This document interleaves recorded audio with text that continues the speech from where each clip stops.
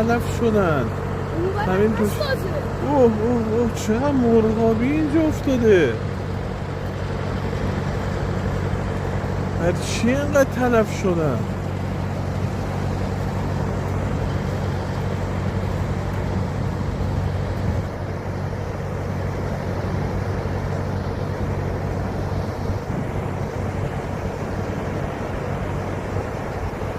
خدا نگاه کنه، این همه مرغابی لب ساحل تلف شدن.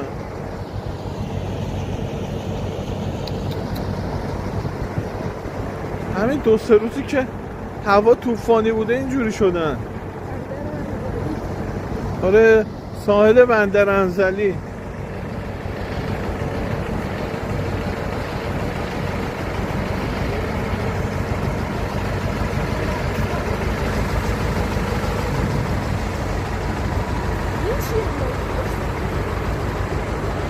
ببین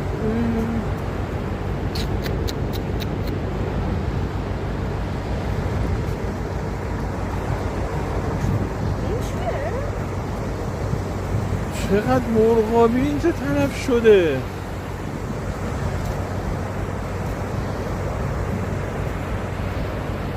نکن اوه چقدر مرغابی تلف شده اینجا. آخ علتش چیه اینا؟ چند روزی که هوا طوفانی بوده همه مرغابی ها تلف شدن. محیط زیست کجاست؟ چی کار میکنید؟ آخ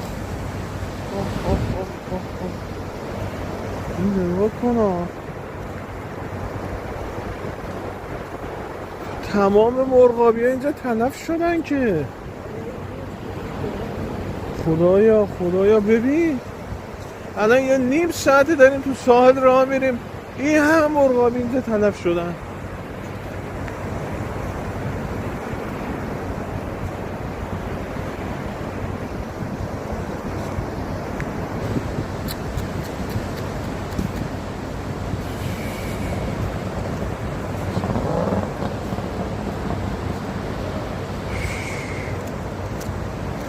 تو رو خدا